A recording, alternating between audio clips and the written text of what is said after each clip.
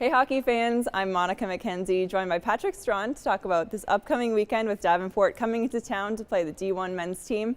So recapping what we saw last weekend, the Flames traveled to Delaware, lost 2 games there, but then they came back and won against Rutgers. So tell me what you saw in those games. Well, I think the biggest thing that we saw was a bit of lack of execution on the Flames' part. They came out against Delaware, started really good, 3-0 loss, really a 2-0 loss because the last goal was an empty netter, or they just had a couple bad bounces. But then the next night, I don't know what happened. You could argue it was a little bit of a collapse on all areas of the ice. The PK wasn't working well, the even strength wasn't going well because Delaware exploded with a 6-goal output in the second period to cruise to an 8-5 victory. And then they kind of regrouped and I think kind of fixed things and got right the ship when they played the Scarlet Knights and won 7-3. So that was good and kind of helped with bringing momentum, and that's what they had to do because this weekend I think was very optimistic for the Flames. They were hoping to go perfect 3-0, but at least you didn't go 0-3, so that's always a good thing.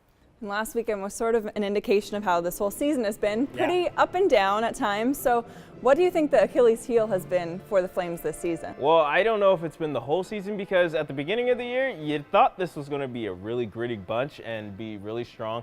And one of the things I know that's been plaguing them has been injuries, but we can't really blame that on injuries now. Guys are getting healthy, guys are starting to come back and getting their legs under them.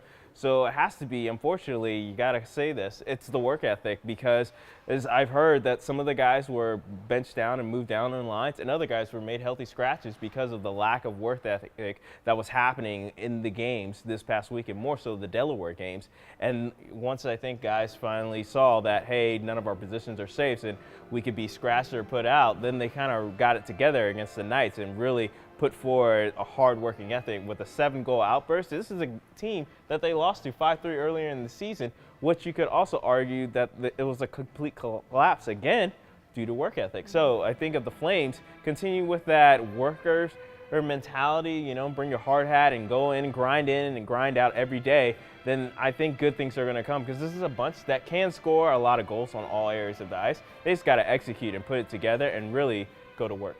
Yeah, absolutely. Well, Nationals are still on the team's radar, so critical for 2 wins this weekend. Yeah. What do you need to see? Well, I think we just said it. I think you need to see a full 60. I think that's what some people have said that has plagued the Flames this past season. They at times won't play a full 60 minutes, and it leads to them coming up with an L or taking a period off or anything. And that's what leads to these huge outbursts of goals we see from opponents. With the top team in Davenport like that, you can't have that same kind of effort. Now, they are without their best player in Jordan Simmons, All-American candidate, but still, this team, they're a grinding group. They always play a gritty style hockey, especially when they come here in town to the LIC. So if they do that, and even if they don't come out with 2 wins, but split or even keep those 2 wins close, I think that will favor them in the computer poll and still keep them in the picture of going to Nationals. We had a chance to talk to one of the coaches before practice today to get their thoughts on this weekend.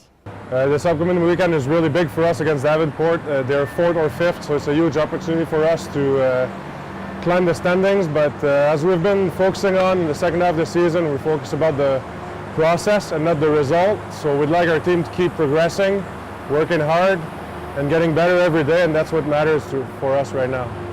As always, LFSN will be broadcasting both games at 7 p.m. Friday and Saturday. Thanks for watching.